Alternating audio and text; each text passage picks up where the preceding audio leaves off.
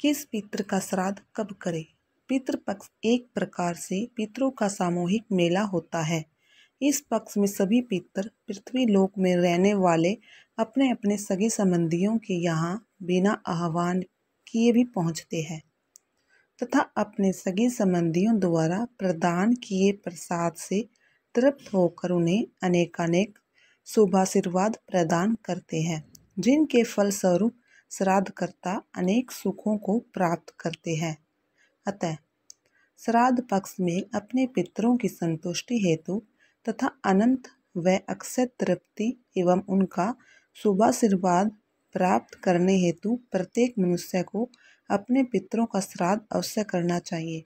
जो लोग अपने पूर्वजों अर्थात पितरों की संपत्ति का उपभोग तो करते हैं लेकिन उनका श्राद्ध नहीं करते, ऐसे लोग अपने ही पितरों द्वारा सप्त होकर नाना प्रकार के दुखों का भाजन बनते हैं। जिस मृत पिता के एक से अधिक पुत्र हो और उनमें पिता की धन संपत्ति का बंटवारा न हुआ हो तथा सभी संयुक्त रूप से एक जगह ही रहते हो, तो ऐसी स्थिति में पिता का श्राद्ध आदि पितृक्रम सबसे बड़े पुत्र को ही करना चाहिए। सब भाइयों को अलग अलग नहीं करना चाहिए। यदि मृत पिता की संपत्ति का बंटवारा हो चुका हो तथा सभी पुत्र अलग अलग रहते हो तो सभी पुत्रों को अलग अलग श्राद्ध करना चाहिए। प्रत्येक सनातन धर्मी को अपने पूर्व की 3 पीढ़ियों पिता, पितामही तथा प्रपितामही के साथ ही अपने नाना तथा नानी का भी श्राद्ध अवश्य करना चाहिए। इनके अतिरिक्त उपाध्याय, गुरु, ससुर, ताऊ, चाचा, मामा, भाई, बहनोई, भतीजा, शिष्य, जामाता, भांजा, फूफा, मौसा, पुत्र, मित्र, विमाता के पिता एवं इनकी पत्नियों का भी श्राद्ध करने का शास्त्रों में निर्देश दिया गया है। इन सभी देवगत व्यक्तियों की पुण्यतिथि के दिन ही इनका श्राद्ध करना चाहिए।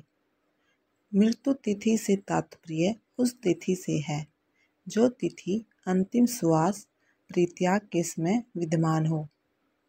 उस तिथि को श्राद्ध पक्ष से दोपहर के समय 12:30 बजे से 1 बजे तक श्राद्ध करना चाहिए।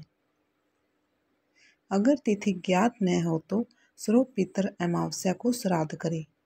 श्राद्ध संबंधी अन्य जानकारी। नंबर 1, जिन व्यक्तियों की सामान्य एवं स्वाभाविक मृत्यु चतुर्दशी को हुई हो उनका श्राद्ध चतुर्दशी तिथि को कदापि नहीं करना चाहिए, बल्कि पितृपक्ष की त्रयोदशी अथवा अमावस्या के दिन उनका श्राद्ध करना चाहिए। नंबर 2, जिन व्यक्तियों की अपमृत्यु हुई हो अर्थात किसी प्रकार की दुर्घटना, सर्पदंश, विष, शस्त्र प्रहार, हत्या, आत्महत्या या अन्य किसी प्रकार से अस्वाभाविक मृत्यु हुई हो तो उनका श्राद्ध मृत्यु तिथि वाले दिन कदापि नहीं करना चाहिए। अपमृत्यु वाले व्यक्तियों को श्राद्ध केवल चतुर्दशी तिथि को ही करना चाहिए, चाहे उनकी मृत्यु किसी भी तिथि को हुई हो। नंबर 3, सौभाग्यवती स्त्रियों की अर्थात पति के जीवित रहते हुए ही मरने वाली सुहागिन स्त्रियों का श्राद्ध भी केवल पितृपक्ष की 9वीं तिथि को ही करना चाहिए, चाहे उनकी मृत्यु किसी भी तिथि को हुई हो।